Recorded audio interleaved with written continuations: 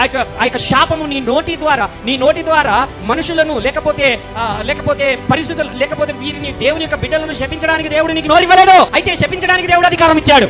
శాపము నీ నోటి నుండి పలకడానికి దేవుడు అధికారం ఇచ్చాడు. అయితే దేవుని బిడ్డలను శపించడానికి కాదు.